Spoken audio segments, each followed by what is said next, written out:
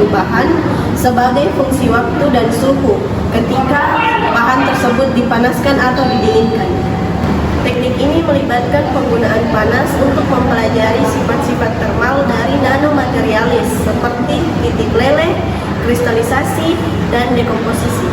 Ada 4 metode utama analisis termal, yaitu DTA, DSC, DGA, dan TMA. DTA atau analisis termal diferensial adalah teknik analisis yang digunakan untuk mengukur perbedaan suhu antara suhu sampel dengan suhu material rujukan yang bersifat inert ketika keduanya dipanaskan pada laju pemanasan yang sama. Prinsip kerja analisis termal diferensial atau DTA yang pertama yaitu sampel dan referensi diletakkan di dalam furnace. Kemudian keduanya dipanaskan secara bersamaan. Setelah itu, sensor akan mencatat perubahan suhu yang muncul akibat adanya reaksi atau perubahan fase pada sampel. Dan yang terakhir, referensi yang digunakan bersifat inert sehingga suhu referensi tetap stabil. Kemudian kita masuk kepada kalorimetri pemindaian diferensial atau DSC, yang dimana teknik analisis termal yang mengukur perubahan aliran kalori atau heat flow yang masuk atau keluar dari sampel ketika dipanaskan, didinginkan, atau ditahan pada suhu tertentu. Kemudian untuk prinsip kerja dari DSC yang pertama yaitu sampel dan referensi inert ditempatkan dalam instrumen DSC, kemudian dipanaskan laju pemanasan yang sama, kemudian instrumen mencatat jumlah energi atau kalori yang dibutuhkan agar suhu sampai selalu sama dengan referensi. Dan yang terakhir hasil berupa kurva heat flow dengan suhu. Gambar di samping merupakan contoh dari kurva heat flow dan suhunya. Informasi yang dihasilkan yaitu titik leleh, melting point, dan entapilnya, kristalisasi dan entapilnya, transisi kaca, reaksi kimia yang melepas dan menyerap energi, stabilitas termal dan material. Analisis gravimetri termal atau TGA merupakan suatu teknik analisis termal yang digunakan untuk mengukur perubahan massa sebagai fungsi dari suhu atau waktu selama proses pemanasan.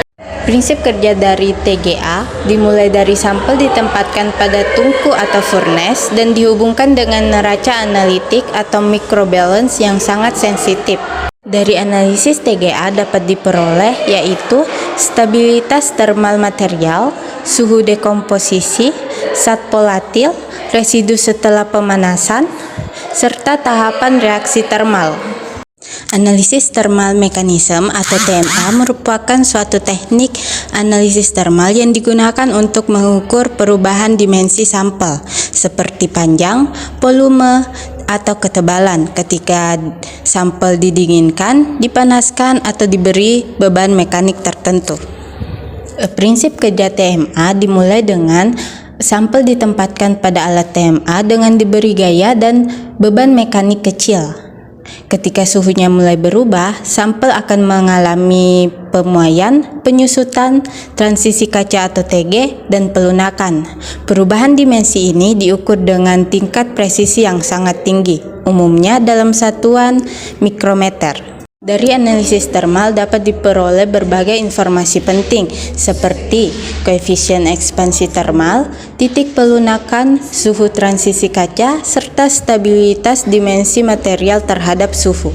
XRD atau X-ray diffraksi adalah metode yang ideal untuk mengukur sampel berupa logam, keramik, semikonduktor, film tipis, dan lapis. XRD terjadi ketika suatu sinar X mengenai bidang-bidang kristal pada suatu material lalu dipantulkan pada sudut tertentu. Teknik ini digunakan untuk menentukan struktur kristal dari nanomaterial dengan mengirimkan sinar X melalui sampel. Prinsip dasar XRD berhubungan langsung dengan hukum Bragg di mana 2Y sama dengan 2D sin theta. Selanjutnya yaitu komponen utama dari alat XRD, di mana yang pertama yaitu adalah X-ray tube yang berfungsi sebagai sumber sinar X. Selanjutnya yaitu terdapat slit yang berfungsi membatasi dan memfokuskan berkas sinar agar terarah ke sampel. Kemudian ada sampel holder, yaitu tempat kita menyimpan sampel. Biasanya sampel itu harus diletakkan dalam bentuk serbuk atau serbuk halus. Setelah itu terdapat monokromator yang berfungsi menyaring pancaran sepanjang gelombang tertentu sehingga sinar X ini menjadi lebih murni.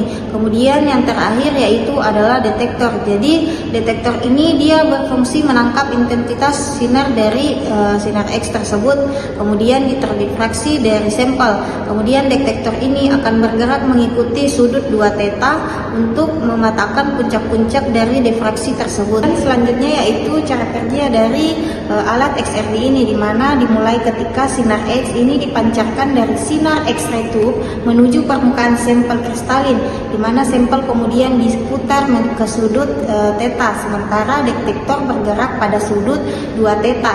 Ketika sudut tersebut memenuhi hukum Bragg, terjadi dispersitasi konduktif sehingga muncul puncak difraksi. Nah, pola difraksi ini yang dihasilkan menggambarkan jarak antara bidang kristal atau yang disebut dispensing, sehingga dapat digunakan untuk mengidentifikasi struktur kristal suatu material. Baik, adapun data yang diperoleh dari XRD ini, yang pertama identifikasi senyawa atau identification, yang kedua ada struktur kristal, yang ketiga ada struktur kristalit, yang keempat ada derajat kristalinitas dan regangan isi. Baik, adapun kesimpulan dari analisis thermal BTA, DSC, TGA, dan TMA ini memberikan informasi mengenai perubahan sifat fisik dan kimia material saat dipanaskan, termasuk titik leleh, kristalisasi, stabilitas termal, perubahan massa, dan sifat mekanik. Sedangkan X-ray difraksi atau XRD ini digunakan untuk menentukan fase kristal, struktur kristal, ukuran kristalit, serta parameter isi melalui difraksi sinar X. Kemudian kombinasi kedua teknik ini memberikan gambaran lengkap tentang karakteristik material, sehingga sangat penting dalam penelitian, pengembangan, dan kontrol kualitas produk farmasi.